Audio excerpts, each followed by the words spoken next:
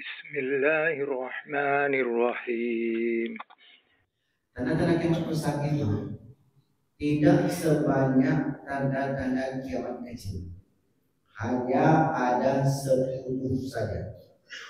Kalau sudah berlaku yang 10 itu, berarti dunia ini sudah tiada. Kalau belum berlaku yang 10 itu, maka dunia ini akan terus ada. Informasi itu kita peroleh dari hadis Nabi. Nabi Muhammad SAW mengucapkan sesuatu bukan dari akal pikirannya, melainkan bimbingan wahyu. Apa yang diucapkan Nabi datang daripada Allah Subhanahu wa Ta'ala. Sesuatu yang datang daripada Allah, kebenarannya tidak bisa ditolak, pasti terjadi. Kata Rasulullah SAW, hadis riwayat Imam Al-Bukhari, riwayat Imam Ahmad, dan di riwayat yang lain. Innaha lan taquma, sesungguhnya kiamat tidak akan pernah terjadi hatta tarawna qablaha asyra ayatin, sehingga kalian melihat 10 tanda. Yang pertama, fadzakara ad-dukhan, Nabi menyebutkan dukhan, asap tebal. Wad-dajjal, munculnya dajjal. Wad-dabbah, munculnya hewan-hewan melata. Wa-tulu asy-syamsi min maghribiha, matahari terbit di ufuk barat. Wa-nuzula Isa ibni Maryam, turunnya Isa bin Maryam. Wa Ya'juj wa Ma'juj, dan munculnya Ya'juj dan Ma'juj. Wa thalathata khusuf, 3 kali gempa. Khasfun bil masyriq, gempa yang terjadi di timur. Wa khasfun bil maghrib, gempa yang terjadi di barat. Wa khasfun bi jaziratil Arab, dan gempa yang terjadi di jazirah Arab.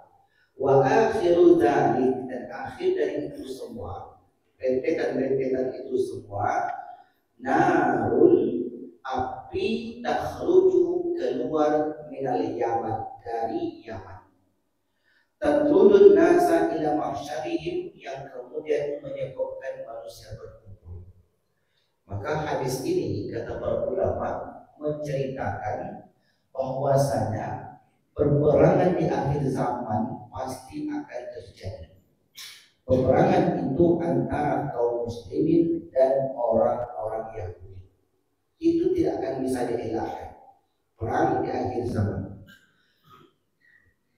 Cuma kapan waktu itu terjadi kita tak tahu. Karena Nabi tak pernah menyebutkan tahun, tanggal, dan bulan. Yang jelas Nabi menyebutkan akan berlaku di dunia ini 10 tanggal. Dari 10 tanggal ini, Bapak Ibu yang dimuliakan Allah, diurut oleh para ulama. Yang pertama, Imam Mahdi. Ini yang kita jelaskan terakhir di 2000 yang lalu. Mengapa Imam Mahdi? Padahal dalam ayat, dalam hadis Nabi tidak disebutkan Imam Mahdi. Kalau ada yang bertanya, mengapa termasuk Imam Mahdi, Ustaz? Padahal jelas-jelas teks hadis Nabi tak satu pun menyebutkan Imam Mahdi di 10 tanda itu. Maka jawabannya, karena Dajjal satu paket dengan Imam Mahdi.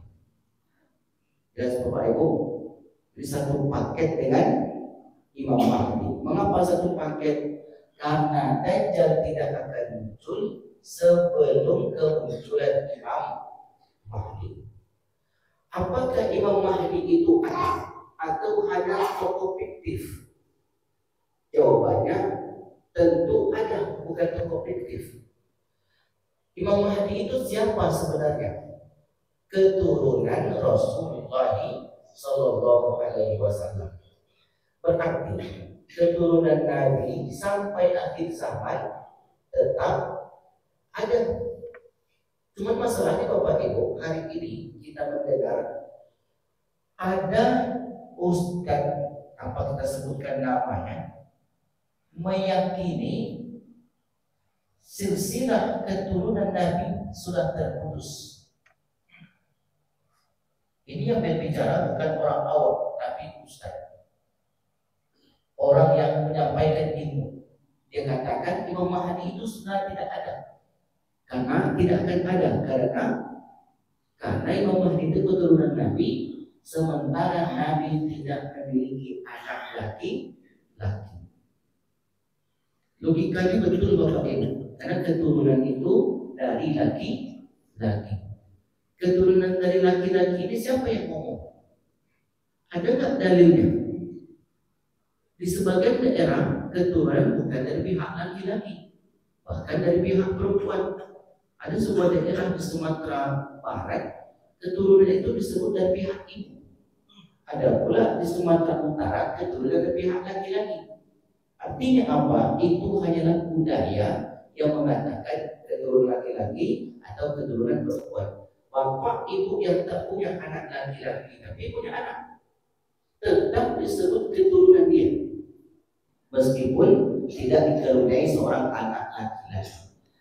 Dari mana kita ambil kesimpulan itu? Dari Nabi.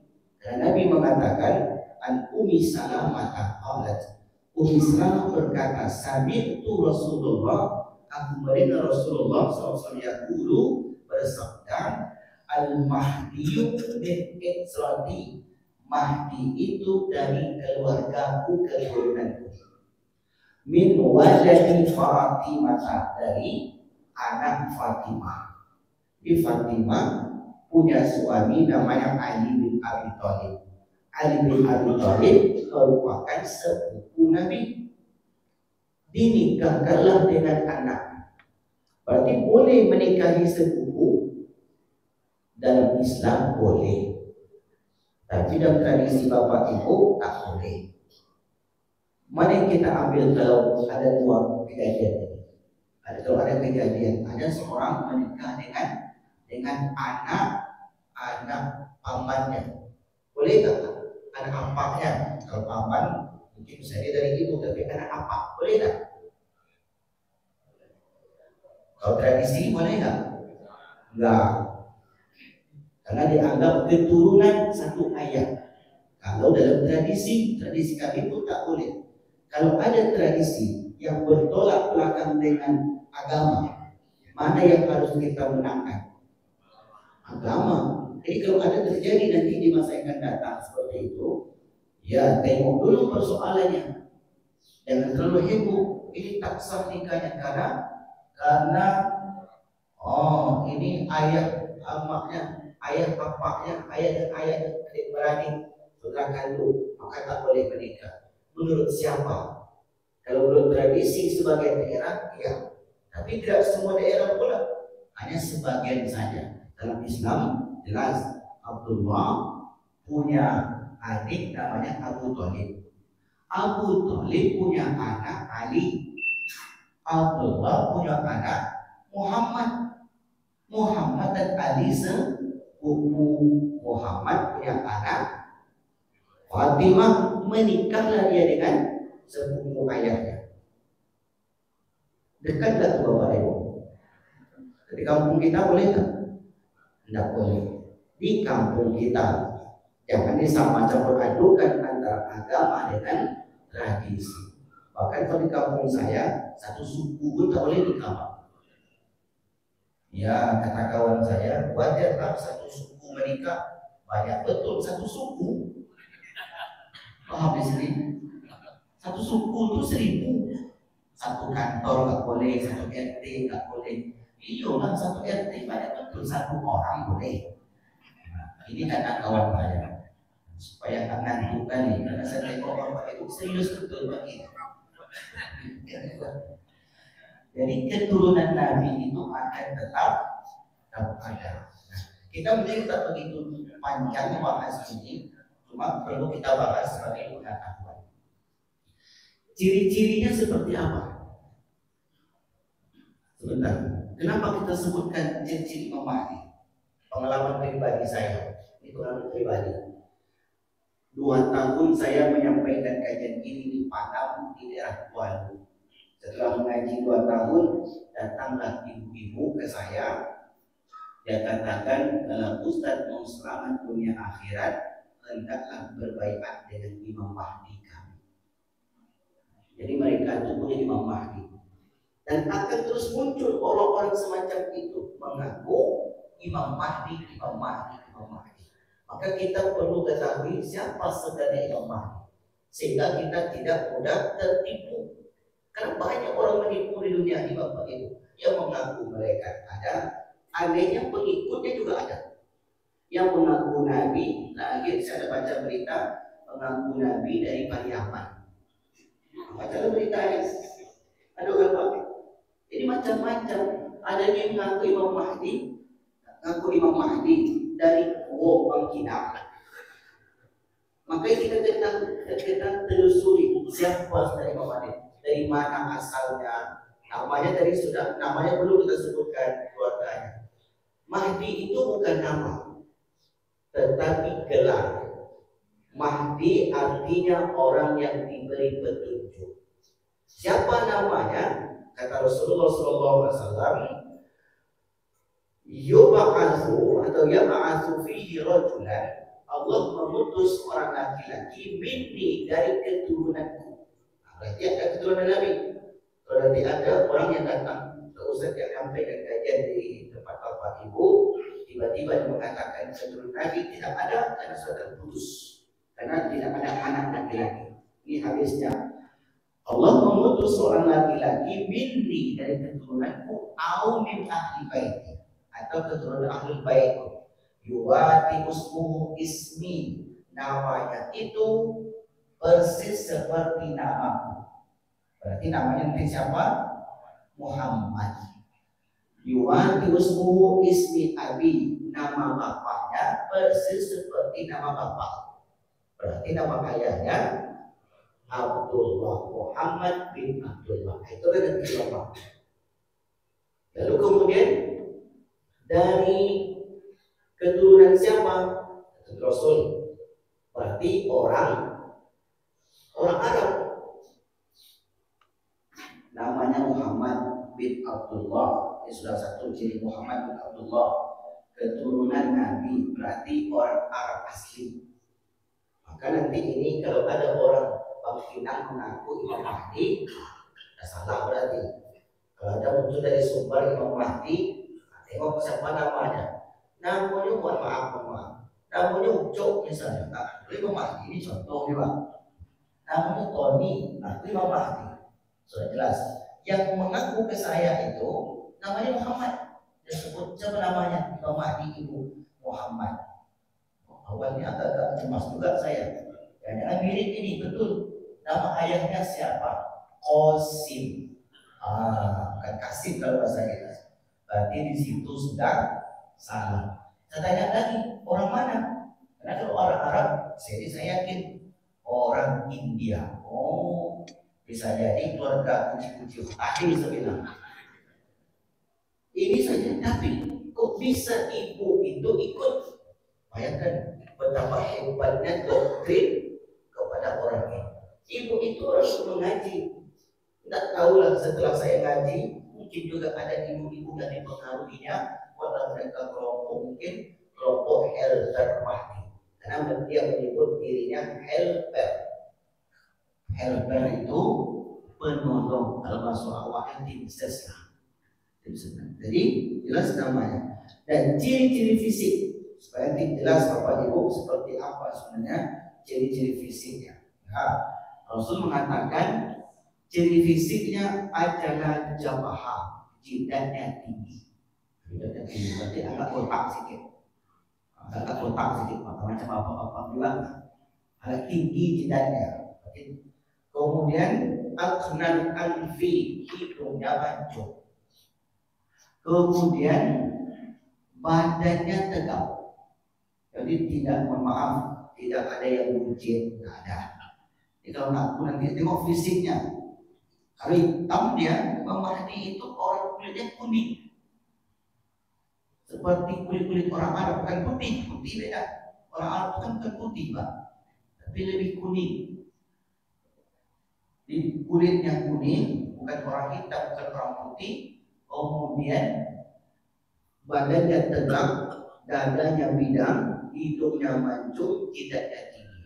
Inilah ciri-ciri itu. Jadi ingat, kalau tidak memenuhi kriteria ini, maka jangan pernah dipercaya. Umur berapa dibaiat? Tidak ada dalil yang pasti. Tapi yang jelas dibaiat nantinya di Makkah antara Hajar Aswad dan Maqam Ibrahim. Disitulah dibaiat Imam Mahdi sebanyak 314 orang. Nah, siapa yang 314 orang ini? Wallahu a'lam bishawab. Jadi Bapak Ibu yang dimuliakan Allah, itulah ciri-ciri yang disebutkan oleh Rasulullah. Kemudian bagaimana keadaan dunia ketika itu? Keadaan dunia ketika itu sangat-sangat memprihatinkan, sangat-sangat kacau. Orang Islam tak pernah mendapatkan keadilan selama sekian lama.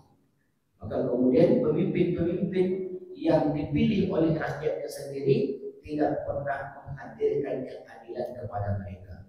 Akhirnya kemudian Mahdi inilah yang menciptakan keadilan sehingga dirasakan oleh seluruh umat manusia.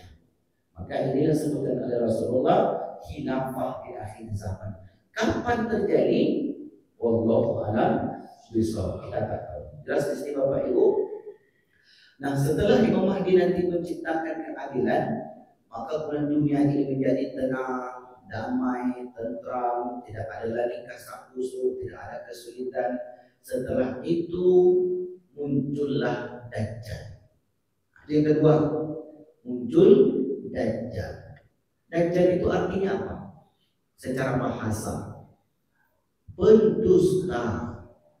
Jadi Dajjal itu artinya pendusta, pembohong.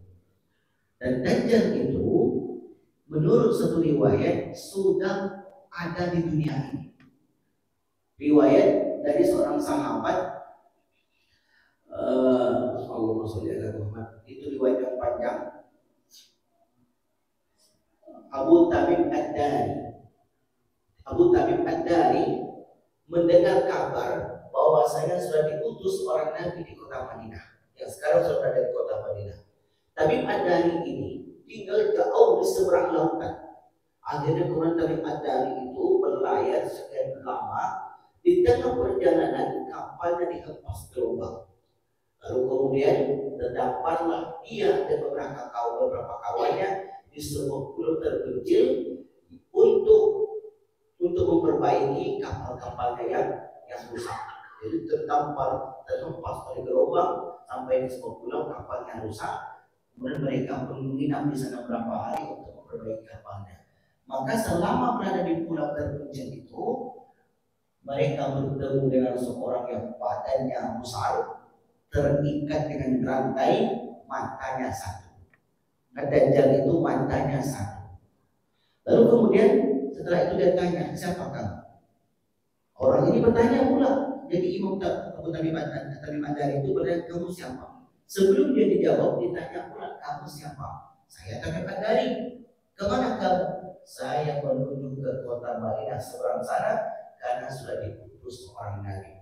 Lalu kemudian Dajjal itu mengatakan, apakah Nabi akhir zaman? Tamim Ad-Dari menjawab, iya, Nabi akhir zaman. Kalau begitu sudah dekat masaku untuk keluar. Bapak Ibu yang dimuliakan Allah, tempat ini nggak pernah diketahui oleh manusia sesudahnya. Tapi yang jelas ketika Tamim Ad-Dari dan kawan-kawannya meninggalkan pulau itu dan sampai di kota Madinah, Nabi Muhammad SAW ketika itu sedang menyampaikan hadis, sedang mengadakan majelis ilmu, bahasa kitanya. Lalu kemudian Tamim Ad-Dari pun bergabung. Ketika itu ternyata Nabi Muhammad sedang menceritakan tentang Dajjal. Ketika itu Nabi Muhammad sedang menceritakan tentang Dajjal.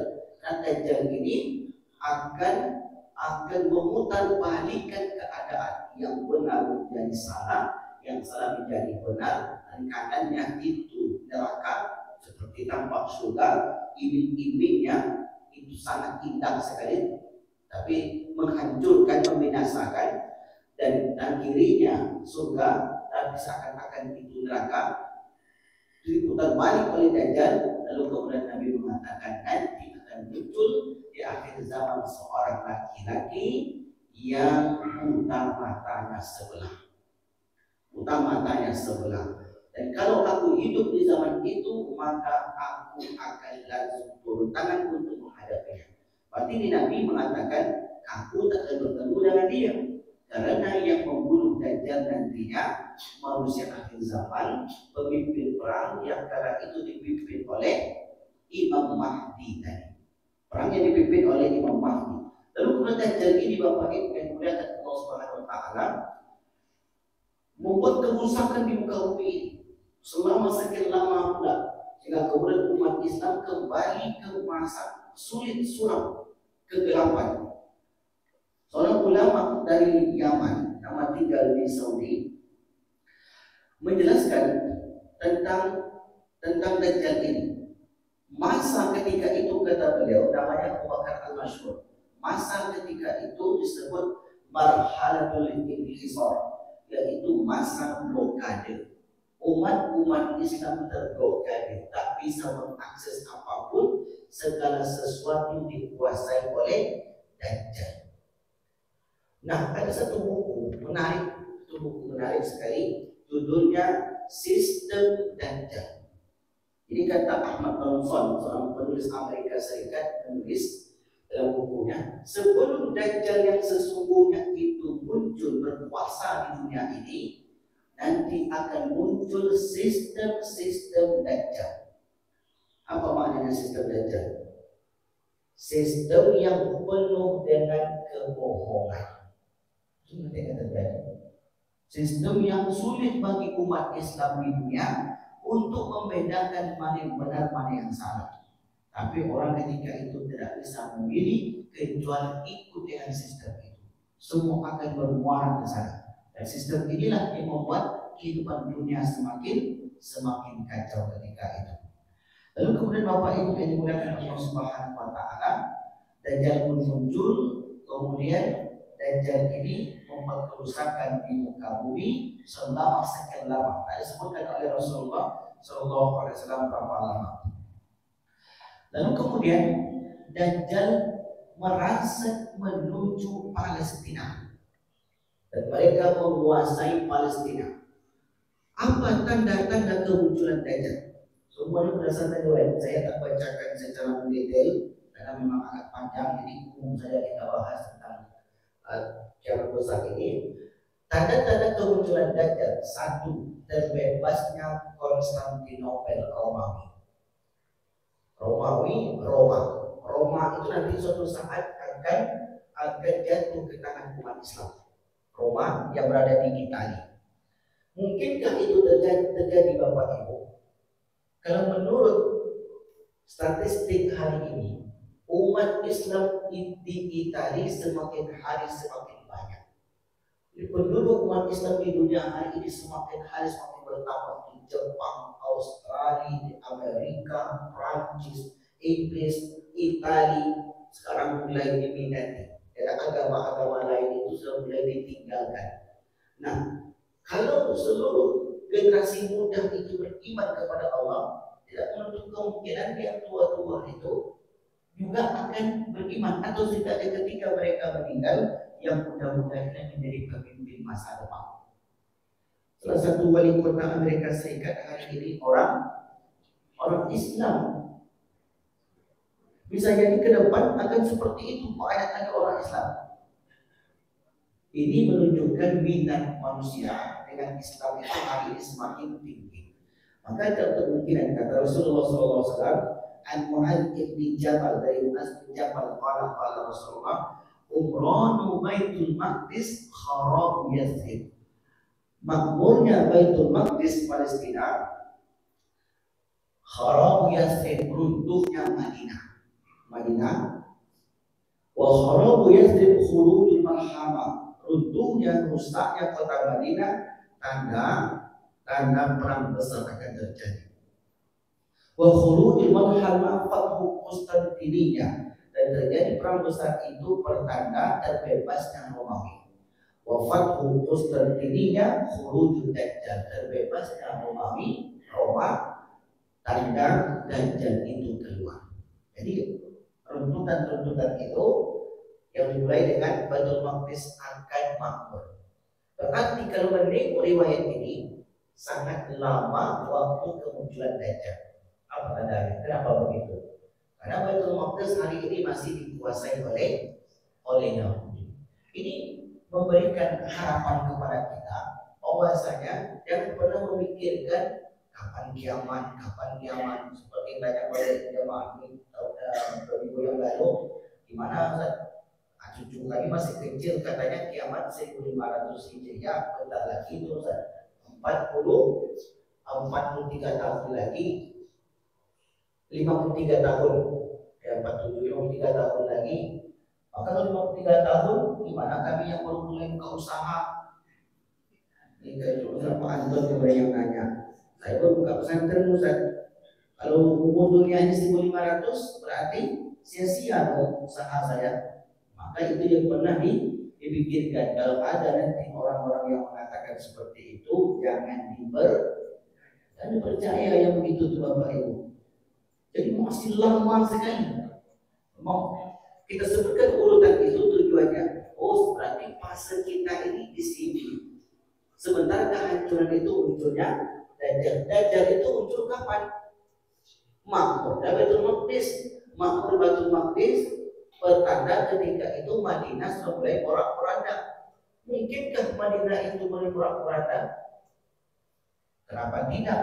Hari ini saja orang-orang kafir sudah masuk ke kota Madinah, diberi kebebasan oleh putra mahkotanya. Terus begitu Bapak Ibu yang mulia Allah SWT. Kemudian terjadi perang besar. Kok bisa terjadi perang besar? Ya wallahu a'lam. Tidak tahu kita apa yang terjadi ketika itu. Dan perang besar itu pertanda terbebasnya Romawi, dan terbebasnya Romawi itu menandakan Dajjal akan muncul. Jadi masih sangat panjang proses kemunculan Dajjal. Itu tanda yang pertama. Tanda yang kedua, terjadi kemarau panjang, masa penceklik. Ketika itu kata Rasulullah SAW, "Idza kana qabla khuruji Dajjal bi thalasi sinin." 3 tahun sebelum Dajjal itu muncul, habasatis sama thulutsa qadriha. Langit tidak menurunkan hujan. Kehidupan sangat sulit. Nah, itu yang kedua. Yang ketiga, terjadinya berbagai macam fitnah, ujian yang melanda umat manusia. Yang keempat, berbagai kejadian besar. Yang kelima, meningkatnya kebodohan dan kebencian. Sebenarnya ini semua sudah ada di buku yang Bapak Ibu beli. Saya membacakan secara cepat saja. Kemudian keringnya Danau Tiberias, danau yang berada di Israel hari ini. Nah, danau itu sudah kita tahu belum ada ayatnya naik dan ayatnya turun. Dan akhir zaman betul-betul kering, dan ada satu kebun di sana namanya kebun kurma di Baisan. Jadi kebun kurma Baisan itu tidak lagi menghasilkan buah. Maka terus sampai tanda itu Dajjal sudah dekat muncul. Di mana Dajjal itu muncul? Ada 2 pendapat. Yang pertama dikatakan di Khurasan, di Irak. Dajjal itu kan muncul nanti di Irak, Khurasan. Kalau Bapak Ibu buka peta, Khurasan itu Iran. Jadi Iran tempat munculnya Dajjal. An Abi Bakar As-Siddiq qala, berkata, hadatsana Rasulullah. Rasul bersabda, Ad-Dajjal yakhruju min ardin bil masjid. Dajjal akan keluar di sebuah bumi bagian timur. Bila sebut timur, yuqalu laha, dikatakan Khurasan. Itu Khurasan. Yajma'uhu aqwamun, diikuti oleh orang-orang ka'anna wujuhul majal mutlaqatu, orang-orang yang bermuka bulat dan mata yang agak kecil.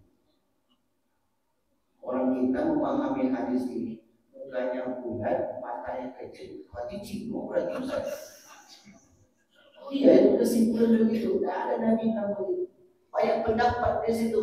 Ada mengatakan orang Turki, ada mengatakan orang Asia. Nanti kalau tersebut orang Cina, marah setelik show nanti. Saya ini Cina tadi. Banyak Cina yang sudah masuk Islam. Jadi jangan menunjuk, menyebut identitas orangnya. Tapi kadang kalau disebut identitas itu kan menarik pula. Ayatnya tetangga saya ini pengikut Dajjal nanti. Nanti ada yang mengatakan yaitu dari makhluk itu mirip begitu juga. Maka yaitu dari makhluk itu pun orang Cina ada naudzubillah. Jangan sampai kita mengucapkan seperti itu. Itu satu tempat. Keluarnya di mana? Dajjal keluar di Khurasan. Khurasan itu di mana? Iran. Nah, Iran hari ini. Lalu kemudian pendapat yang kedua, Dajjal keluar antara Irak dan Syam. Masih dekat-dekat di situ. Syam itu 4 negara. Yaman masuk Syam? Tidak. Yang masuk Syam itu Syria, Lebanon, Jordania, Palestina. 4 negara ini. Lebanon, Palestina, Yordania, Suriah. Itu namanya Syam, negeri Syam. Dan negeri Syam itu Bapak Ibu akan terus terjadi gejolak sampai akhir zaman. Dan perang terakhir umat Islam dengan Yahudi di Syria. Ada sebuah tempat namanya Ghutah. Dan Ghutah itu hari ini sudah dibebaskan. Maka disitulah nanti akan terjadi orang Israel, orang Yahudi itu berperang dengannya. Makanya Yahudi itu tak akan pernah berhenti untuk memperebutkan Jazirah Arab. Karena bintang mereka, bintang Israel itu, dengan bintang apa namanya? Bintang David. Bintang David. Mereka David itu Daud, bintang Daud. Yang dua kiri kanan itu apa? Sungai. Sungai apa? Sungai Nil dan Sungai Efrat. Jadi kekuasaan Israel Raya itu mereka akan terus mengembangkan sampai nanti mereka menguasai antara Sungai Nil dan Sungai Efrat. Itu dikonsep oleh tokoh Yahudi yang bernama Theodor Herzl. Kajian kita ini luas di Bapak Ibu. Jadi kajian kita bukan fikih aja. Dia kajian yang kita kaji ini banyak wawasan. Kalau kajian fikih dari kecil kita kaji fikih, wudu, sholat. Jadi kita ini membuka wawasan sampai jauh ke sana. Entah paham atau tidak nanti insya Allah paham aja. Yang penting saya sampaikan di sini. Ya, insya Allah ya. Nyangkut-nyangkut dikit ya tidak. Insya Allah kan bulan depan, bulan 8 insya Allah tak ingat lagi. Tapi kita ulang-ulang. Tidak apa-apa. Karena ini namanya wawasan. Wawasan itu nggak perlu dihafal. Yang penting diingat. Kalau lupa-lupa sedikit tidak berdosa. Jadi tidak ada masalah. Lupa-lupa sedikit tidak ada problem. Tapi kalau hukum fikih lupa, itu bermasalah. Jadi konseplah oleh tokoh Yahudi dunia yang bernama Theodor Herzl. Dan Herzl itu membuat bintang David. Bintang David. Kenapa bintang David? Karena bagi mereka Nabi Daud adalah yang menguasai template apa? Apa bahasa Indonesia template? Template candi yang dibangun oleh Solomon. Solomon itu Sulaiman, bukan Solomon. Solomon itu Sulaiman dalam bahasa Inggrisnya.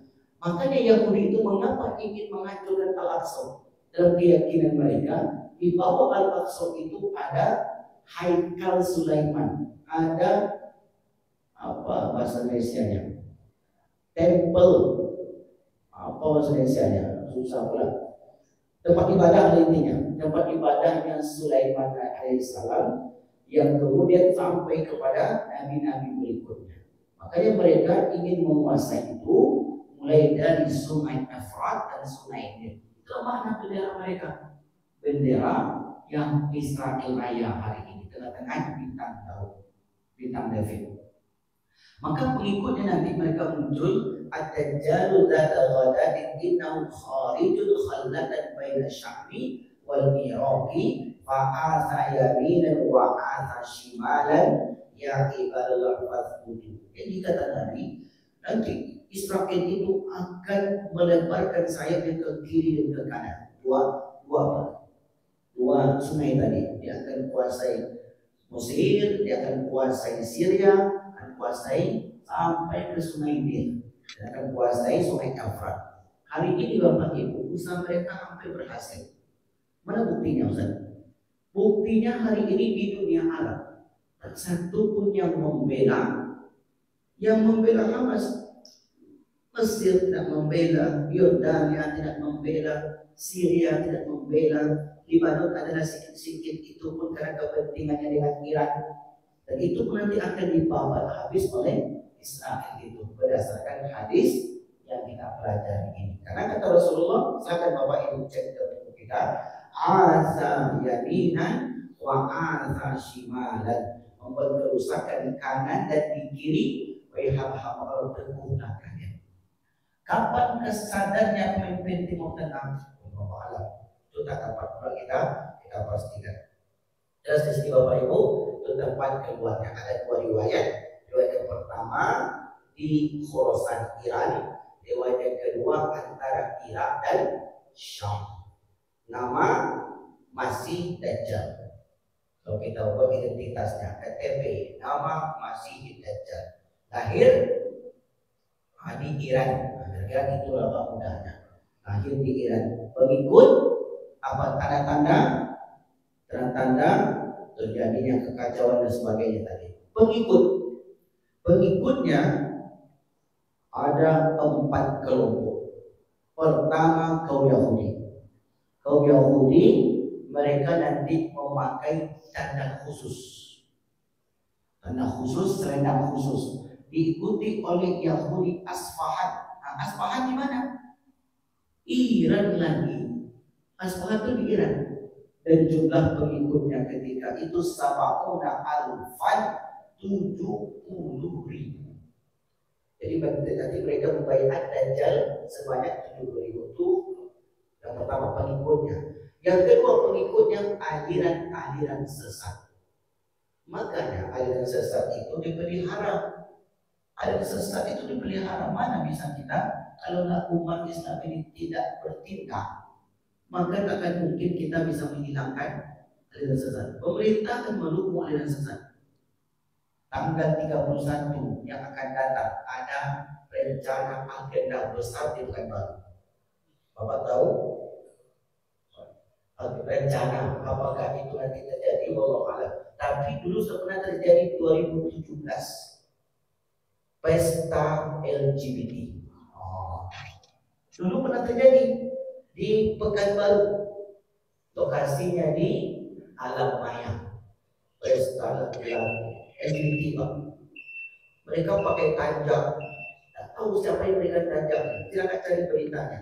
Dan rencananya agenda itu akan diulang kembali di tanggal 31 Juli 2025.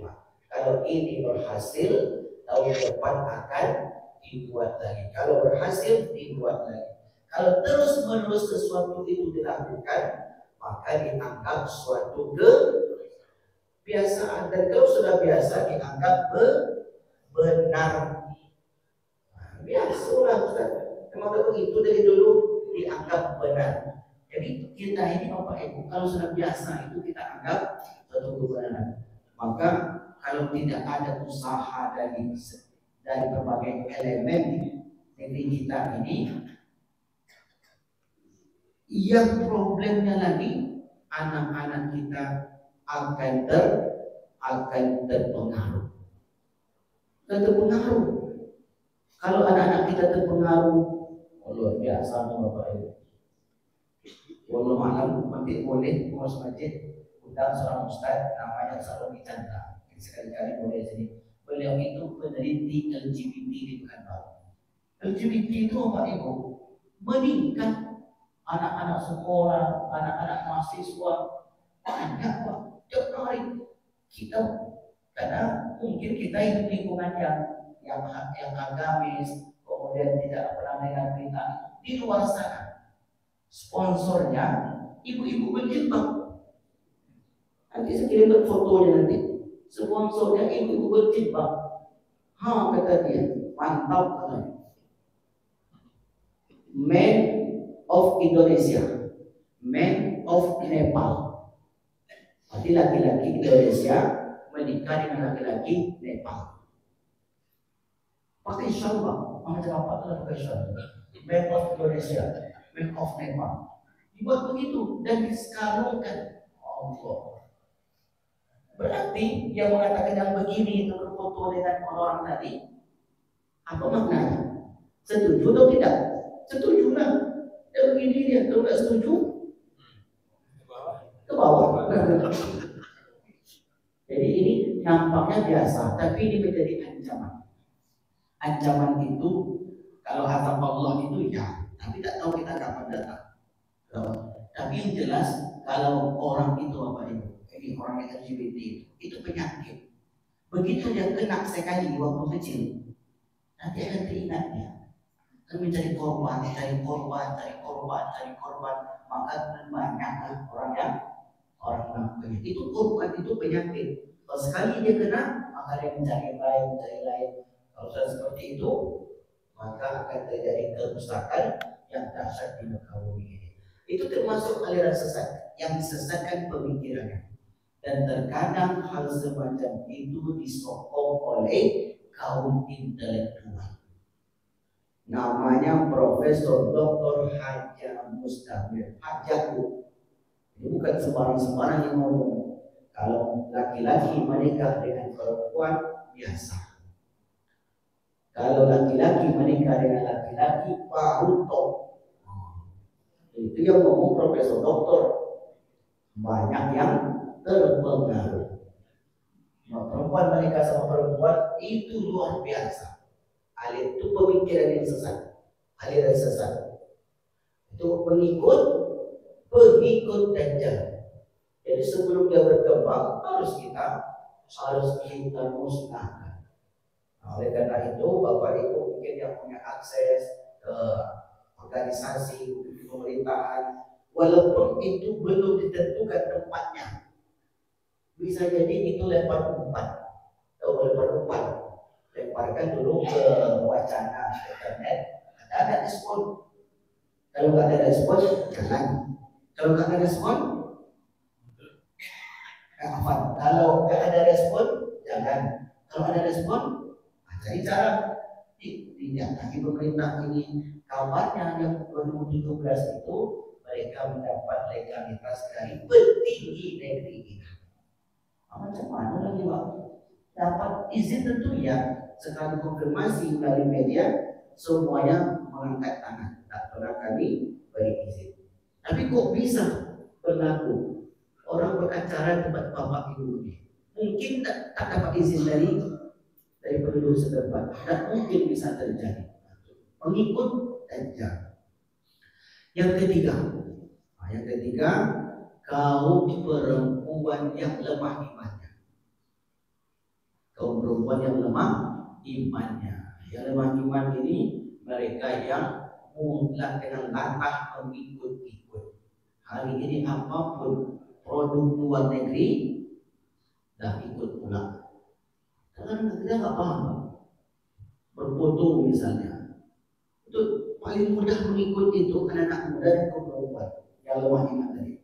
Gaya begini, ini gaya apa? Ini gaya apa namanya? Yang satanik, dari kata setan, satanik, penyembah setan. Ini kan orang kita pun ikut-ikutan. Dan kebanyakan yang ikut itu generasi muda perempuan. Itu kebanyakan karena mereka tak tahu. Makanya disebut tadi lemah imannya. Kalau ibu-ibu Al-Furqan tak akan ada yang seperti itu. Insya Allah tidak ada. Karena sudah mempersiapkan diri menghadap Allah Subhanahu wa Ta'ala. Yang keempat, orang-orang munafik. Orang munafik itulah menjadi pengikut Dajjal. Nah, yang terakhir, Dajjal tidak bisa menguasai Makkah. Itulah cuma tempat berlindung ketika itu. Tidak bisa menguasai Makkah. Lalu kemudian dan Baitul Maqdis. Baitul Maqdis tetap akan ada orang yang membela, tetap akan ada. Terakhir, itu sebelum terakhir tadi. Terakhir, Dajjal mati di Palestina. Di sebuah gerbang namanya gerbang Lud. Yuqtalu ibnu Maryam, yang membunuh Nabi Isa. Berarti kalau Nabi Isa yang membunuh, Nabi Isa turun berbalik, turun menemui Imam Mahdi. Sudah 3 sangka itu. Imam Mahdi berpuasa sekian lama, kemudian datang Dajjal. Dajjal berkacau. Imam Mahdi tidak sanggup. Akhirnya kemudian Allah turunkan Nabi Isa. Akhirnya Nabi Isa yang membunuh Dajjal di pintu Lud namanya. Hari ini pintu Lud itu ada di Palestina.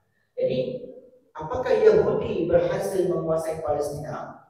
Dalam catatan hadis para ulama, ya, mereka akan berhasil nanti akan segala tenaga upaya akan kerahkan untuk sana. Makanya sampai hari ini orang mereka terpolitik karena target mereka menguasai Palestina dan mereka nanti akan berhasil.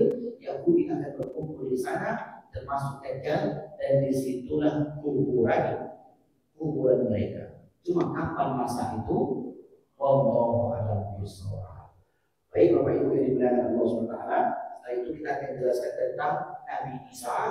Setelah itu Ya'juj dan Ma'juj dan kata-kata selanjutnya sampai nanti pada kiamat besar dan kiamat kecil. Jadi kajian kita ini berepisode-episode dan runut, mesti dirunut seperti itu supaya mudah kita ingatnya. Tanda kiamat kecil, setelah berakhir tanda kiamat kecil, berlakulah tanda kiamat besar 10. Diawali dengan Imam Mahdi. Setelah Imam Mahdi, maka muncul Dajjal.